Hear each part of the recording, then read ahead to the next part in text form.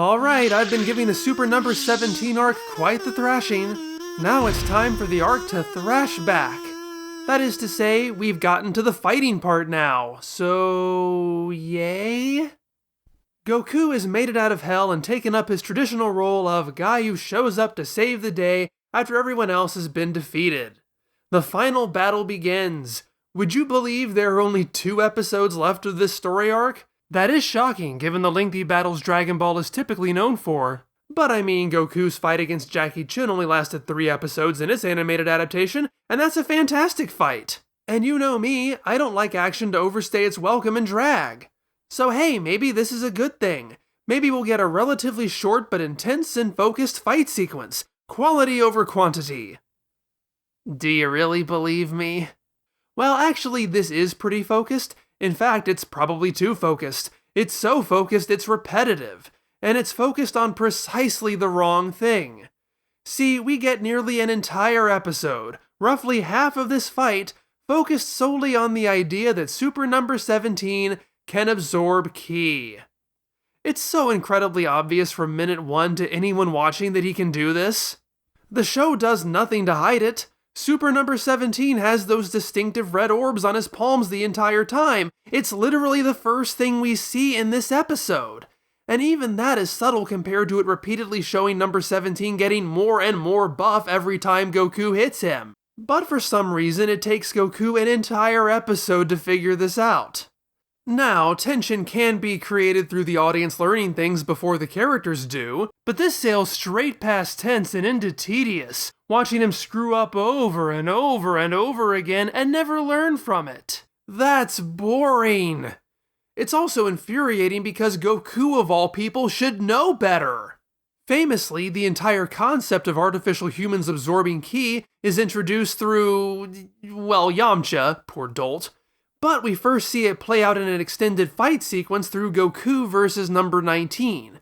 Now that's a fantastic fight. It's short but sweet. It has a rhythm to it, a progression, some drama. The tables turn as Goku initially seems to dominate the fight, only to be done in by his use of ki blasts in addition to his disease. It moves the story forward, changes the dynamic of the arc for quite a long time to come. It serves as a great introduction to Vegeta's new Super Saiyan transformation. I could go on, but I'm pretty sure I gushed about this in 2018. I just bring it up as a point of comparison.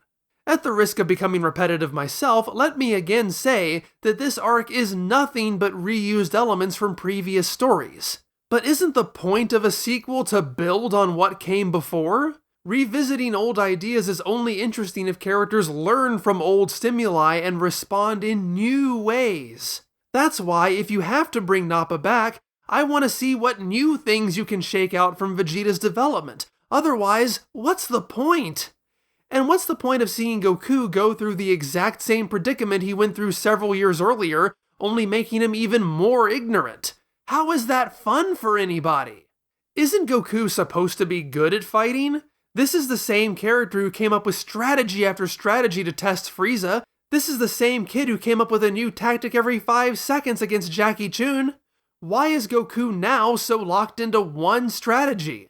And why is Goku of all people suddenly a ki spammer?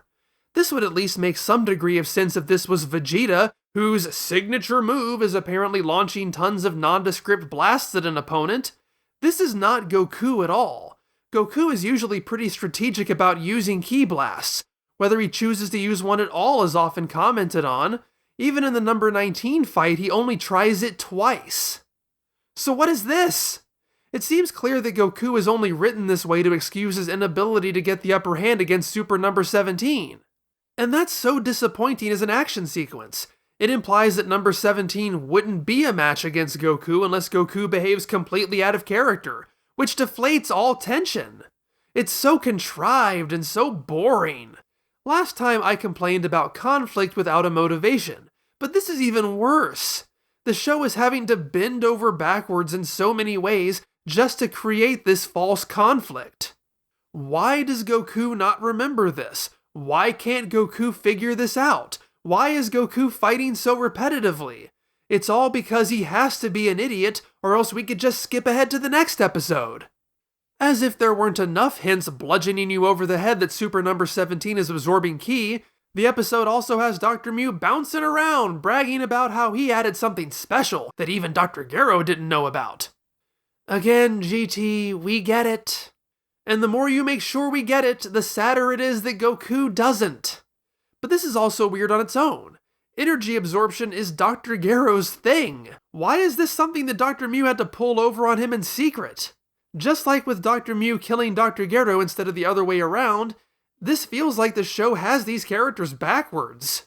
Eventually, very eventually, Goku figures out that number 17 is absorbing his ki to get stronger. And his response is to fire a 10 times Kamehameha, the strongest ki blast in his arsenal. What? What? Why would you do that? How stupid does this need to be? This makes Vegeta testing number 19 seem brilliant by comparison. Of course, number 17 comes out of this more roided out than ever. He's literally drooling over how good that was for him. Hot. And what is Goku's justification for this? Is it because he hoped against hope that he could overload number 17 like he did with Yakon? No, he says it's his greatest technique, so if it didn't have an effect, he's in trouble. I can't even begin to express how stupid that is. Well, let me try. I've been out of this scene for nearly 25 years, so forgive me if I'm getting the details wrong, but I can't help but think of Pokemon. Let's say you're fighting a water type, a type that absorbs water. Your greatest, strongest technique is Water Gun. Do you use Water Gun because it's your greatest technique, so if it doesn't have an effect, you're in trouble? No!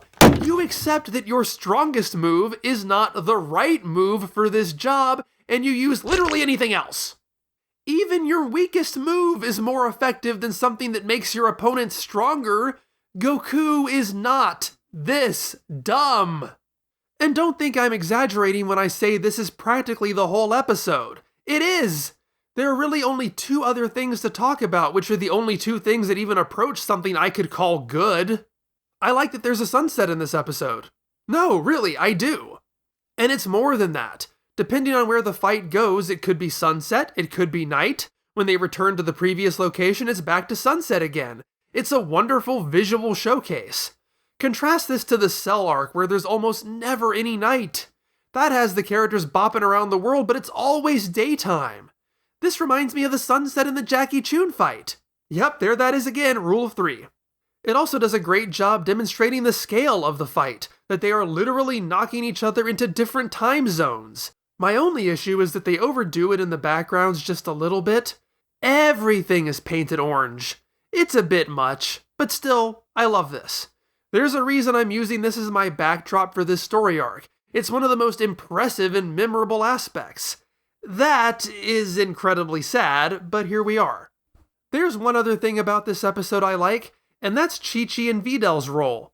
Videl breaks out her great Saiyaman number 2 costume, which still fits perfectly, thank you very much. And Chi-Chi festoons herself in only her sturdiest cookware. As she says, with Goku presumably gone, it's up to them to stand up and fight. Or, Goku could be doing such a bad job that he's making the enemy stronger, and you actually would be more useful than him. Between this and her Waku Waku moment, I really like Chi-Chi in this story, which is good given how awful she could be in the baby arc. What chutzpah! What self-reliance! I'm here for it! I only wish there was a bit more than this intro and one scene of Chi-Chi panicking as Videl attempts to fly her to the battlefield. Actually, the funniest part is the next episode preview, where Goku hints he's going to get some reinforcements. No, sorry, it's not you two. It's cute. Goku tries to Chaozu himself, and without even giving the little guy credit. Rude. But it doesn't work. And it also doesn't work. That is to say, the self-destruct doesn't hurt Super Number 17, as he's able to put up a barrier in time. But the self-destruct also doesn't kill Goku, which means it's not really much of a self-destruct now, is it? However, just as Super Number 17 is about to finish off Goku, no, sorry, it's not you two, it's Number 18. Number 18 is here to avenge Kuririn. She claims that Number 17 purposely spared her because he was afraid of the bomb she has inside of her, and she dares him to try it again. Goku recognizes this as a bluff, knowing that Shenlong removed the bombs long ago. Oh yay, so Goku can remember something he wasn't present for, but can't remember something he was present for that almost killed him. Number 18 taunts Super Number 17, claiming he's afraid of blowing them all up. Number 17 hesitates to the point that Dr. Mew yells at him for being a coward. Number 17 doesn't care for that and kills Dr. Mew. As there is no established relationship between Number 17 and Dr. Mew, this is another pointless death. We only have a few minutes left in this story, so we need to get rid of the bad guys. Number 18 begins spamming blasts at Number 17, which Goku finally recognizes as a bad idea. But wait, what if? Good idea, actually? While Number 17 is busy absorbing all of this ki, let's not even get into that. While Number 17 is busy absorbing, Goku sneaks in with a Ryuken, Dragon Fist, blowing a hole through Number 17 and then finishing him off with several Kamehamehas. I mean, sure, it stands to reason that with a big old hole in him, Number 17 couldn't handle anything else, but is that really a chance we need to take? Just kill him with something else. Anyway, this is the Ryuken's first appearance outside of a movie. Good for it. Is DBZ Movie 13 in continuity? Yeah, who cares? I do like, though, that Number 18 gets an awesome shirt rip moment, a la Captain Kirk. It's so badass. I'm even more impressed that it doesn't come across as male-gazy or titillating. That would be stupid in this context. This isn't a sexy moment, it isn't a cheesecake moment, it's the same as Goku ripping off his shirt. It's the character getting down to business. It's powerful, it's cool. With the dust clearing, Number 18 again asks why Number 17 did this to Kuririn. Goku explains it's not his fault, that he was controlled. He also guesses that Number 17 knew about the lack of bomb, but he just couldn't kill his sister. It's supposed to be a sweet moment, but to me it feels like some tacked-on attempt at depth. The story up until now hadn't done anything to inject any real emotion or stakes into this, so now it tries to act like any of this means something. It doesn't. It's too little, too late. And frankly, it doesn't match with everything else. I mean, I still can't believe that Number 18 never even considers the possibility that her brother might be under some evil influence. It's ridiculous to me that Number 18's first assumption about Number 17 sparing her is because she thinks he's worried about the bomb, not because he can't go through with killing her. She just goes straight to the most destructive impulses, trying to kill him with no remorse and no hesitation. You've killed me! Good. You can't get emotional now. I just don't buy people acting like this. If anything, Goku's revelations to her shouldn't make her feel better. They should make her feel horribly guilty that she never even tried to help her brother. So, yeah, this is all pointless chatter. And then, when Goku says it's time to use the Dragon Balls to bring Kuririn back to life, do you know what Number 18's response is? Well, he's my husband, so I'll leave it all to you. Bye-bye! And then she leaves! Why can't Dragon Ball ever do anything with this character? What are you so afraid of? Use her! We get a montage of various things going back to normal. And of course, that includes a shot of the dead baddies being judged once more, except this time they're now half body, half spirits, because this story arc is simply incapable of being consistent with itself to even the slightest degree. Dragon Balls are collected, the characters finally notice what we've been seeing for a while, that they're cracked. They use them anyway, however this time a different dragon comes out. What's going on? Uh-oh! We'll find out in our next story arc. Whew, what a journey this has been. It's been short, but oh so long. We're done! I covered this whole story in 4 parts. I mean, yes, we're technically on part 5, but the first part was that standalone tournament. This caught me off guard. I didn't even put a concluded in part 5 caption in the previous video. I thought I probably had 2 more in me. When I get to the end of an arc, that's when I typically talk about the story as a whole. I examine the trajectory, chart the character progression, talk about what the arc is trying to say. I don't even know if I can do that here. Putting aside the endless amounts of stupid and nonsensical things that permeate every moment of Super Number 17, this is so much nothing. The few accolades I can give are all to moments that are standalone, isolated. I like that Vegeta says he's an Earthling with the pride of the Saya, but what does that have to do with anything? This is a story arc that does nothing but fill time. It coasts on old Dragon Ball nostalgia. I've gotten a few arguments back from people asking what's wrong with reliving our favorite moments? Why is that so bad? Particularly in an age before streaming or widespread home video for television series, access to those favorite moments could be limited. So there is an argument for the existence of something like this. But honestly, if I wanted to indulge my nostalgia and didn't have access to the original, I'd prefer a clip show. Then at least I am reliving my favorite moments. I don't see the appeal in reenacting them but without any of the substance that made me care about them in the first place. What does seeing number 19's severed head do for me? Well, in the original, it comes with all the context of Vegeta's first Super Saiyan transformation. It's Vegeta ripping number 19's hands off. It's number 19 running away in fear. It's the context of number 19 besting Goku. It's the memory of that cold, icy stare as he kills innocent civilians. This moment is the culmination of all of those things. What does seeing number 19's severed head do for me here? Well, it's Goten and Trunks firing into an alley and, hey, there's a head. That's nothing. This is nothing. This stuff is all nothing. On occasion, it tries to be about number 17's loyalty, I guess. But as I said last time, who is number 17 in this story? The only things we learn about our villain are that he likes to run his hands through his hair, and that he doesn't like being touched. How compelling! Barring my ability to divine any meaning from this story as it stands alone, let me instead take a moment to talk about it in a greater context. You may or may not know, but I spent a lot of time debating with myself and with others as to whether or not I would even consider this a standalone arc or as the beginning of the next arc. Ultimately, obviously, I decided to review it as a standalone arc. I never could come to a strong decision in either direction, and since I couldn't, I decided it was only fair to side with the majority/official sources. See, I don't go out of my way to be different from everybody else. But let's at least explore that dilemma, if for no other reason than that it's the most interesting thing to talk about in this entire arc. I guess I need to lay some context down, my precedents for what I consider a story arc. A lot of people, for example, refer to both an artificial human arc and a Cell arc. I consider that to be one storyline. While Cell was not envisioned at the beginning, the story does evolve into him, with all the prior elements rolling over into his story. Whatever their roles might have been, ultimately number 17 and number 18 only exist as collectibles for Cell to scoop up. When people split it up, what is called the artificial human arc has no ending. It doesn't tell a complete story, it just stops. Conversely, some fans like to combine everything from Raditz through Frieza as a single arc. After all, the Saiyans are subordinates of Frieza. The Saiyans' actions on Earth are what motivate the heroes to go into space and ultimately find Frieza.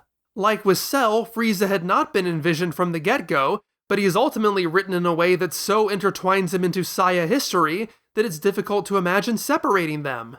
Given that Dragon Ball itself is a singular story with individual story arcs often leading into one another, I find this a bit more agreeable than splitting them up into smaller, incomplete beats.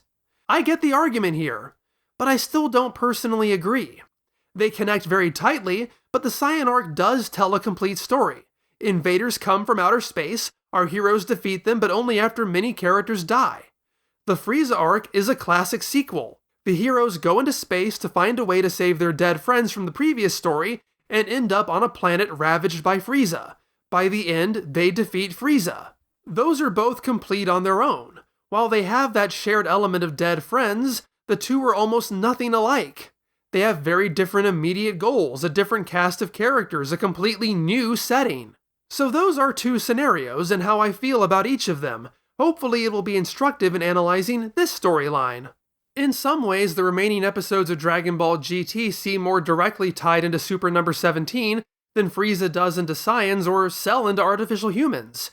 Throughout the story, we keep seeing cutaways to cracked Dragon Balls. In the final episode of the arc, Bluma witnesses widespread natural disasters. Even the end of the Baby arc has the narrator commenting on something being wrong with the Dragon Balls. So does that cement this as one story, or is it merely an aspect being set up in advance for a future story? A sequel hook a la Yamcha and the others dying to the Saiyans? I would be very confident in saying it's the latter, except there's an exchange in the very last episode of the series that complicates everything.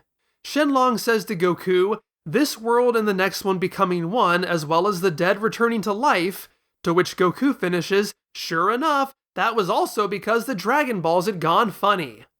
They're basically saying that everything that happens in the Super Number 17 arc is simply a minor symptom, an opening act of the problem with the Dragon Balls that carry on more directly from this point on.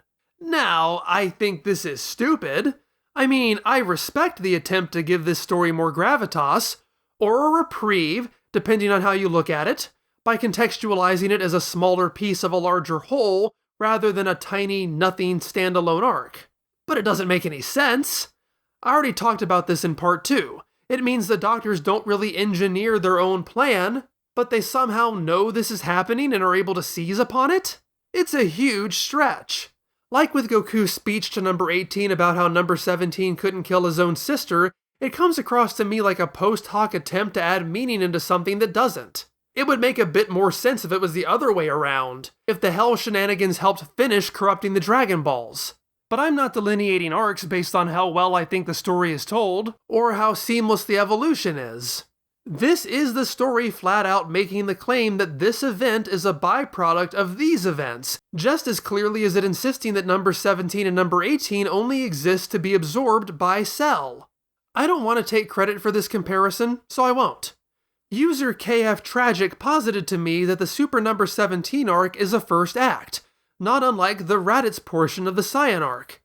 And yeah, I can see the similarities. This enemy shows up and kidnaps Goku's child, Goku and Piccolo team up, they ultimately defeat him, child is saved. There are casualties that persist beyond it. This fight leads to a bigger threat as Raditz summons his companions, but the immediate conflict is resolved. Taken that way, it's brief and trifling, but could be argued to be a complete story, just as I claim the Super Number 17 story is. But I would never argue that Raditz is anything but a portion of the Saiyan arc. So why don't I feel the same about this? I mean, part of me does. That's why I'm sharing all of this with you. KF Tragic goes on to suggest that within this structure, Super Number 17 would be Raditz, the early dragons would be Nappa, and Yi Shenlong would be Vegeta. That not only makes sense to me, it also gives the evil dragon storyline a bit more substance than just a boss rush. I mean, granted, the badness of this story also weighs it down. This is Raditz, if everybody involved had a concussion or had been exposed to a gas leak. But again, I'm trying not to make my decision based on story quality. I find this argument pretty convincing. How about the opposite viewpoint? Well, as I see it, Raditz feels far more connected to his larger story. Raditz immediately and directly introduces the idea of other Saiyans who are already out there waiting. He has come to snatch up Goku and bring him back to them. Those shadowy characters are already integrated as a potential future threat. That they will follow in Raditz's footsteps if he's defeated almost seems like an inevitability from the moment they're mentioned. Goku dying comes across less as a transition into a new story than it does an opportunity to get him pumped up for the coming fight. Both of those, however, could be compared to the cracked Dragon Balls and Kuririn's death, even if the latter examples are done far worse. But then there's also, say, Piccolo's role. He is brought into this section of the story so that he can work with Goku for the first time, and so he can meet Goku's son and get the idea to train him. Gohan likewise is being introduced as raw clay to be molded, which he will be through the rest of the story arc. Those are major components that don't pay off unless that arc is taken as a whole. Super Number 17 doesn't have anything like that. The characters who take center stage, or try to, in Super Number 17 have nothing to do with the Evil Dragon arc. And sure, Raditz has nothing to do with the latter parts of the Saiyan arc, but that's just one character. Here we have Dr. Gero, Dr. Mew, Number 17, Number 18, Kuririn, Piccolo. All are indispensable players who give Super Number 17 a distinct identity, but just sit out the rest of the series. That's because almost all of their stories are wrapped up in some way. The villains die, Hell is closed, Piccolo makes his sacrifice. Kuririn is the only stated dangling thread, which just serves as an excuse to get the Dragon Balls. That story, that aesthetic, those settings are largely resolved. Evil dragons are a new idea that are only properly introduced right now. That to me sounds a lot more like Saiyan to Frieza, two separate and complete conflicts that are bridged together. I find both of these proposals to be solid. That's why I end up sitting firmly on the fence. And because I am firmly on the fence, I defer to you, the majority. So it's less that I insist Super Number 17 is a distinct story arc than it is your fault that I'm claiming it is. Nah, I'm just kidding. But it's the best decision I felt I could make. Hopefully you don't see the past several minutes as me simply taking you on a journey of my indecision, one where I don't even have a conclusion to give you. That's not what I intend it to be. I always say what I aspire to in Dragon Ball Dissection is getting people to think in new ways, even if they don't agree with me. So why not share with all of you ideas that made me think in new ways? It's probably the most thought this story arc is ever going to generate. It's a mess. It's a horrible mess. But it's only because it's a horrible mess that whether or not it's a story is even up for debate. Oh wow. Is that the point? Does Super Number 17 exist to create storytelling so bad that it makes us question what qualifies as a story? Is it designed to test the boundaries of human tolerance for nonsense? To constantly remind us of the futility of trying to find airtight logic in the whims of the storyteller? To prod us out of our sense of immersion by reminding us that none of this is real? Is it purposely subversive? Is this in fact an artistic statement of such brilliance and subtlety that it's taken us 27 years to uncover it? Is this the best arc of Dragon Ball GT? So now that we've finished the worst arc of Dragon Ball GT, it's time to move on to the final arc of Dragon Ball GT. It's the Evil Dragon arc. Be warned, there be dragons here. It's a story that brings everything since 1984 full circle. Is it worth the wait? Is this the one section of Dragon Ball GT that serves as a worthy successor to Toriyama's original? Well, as always, we'll find out together. Thanks so much for watching. If you enjoyed this video, I'd really appreciate it if you could like, comment, subscribe, and share with your friends. If you can help out on Patreon, I would be super grateful. I will see you next time!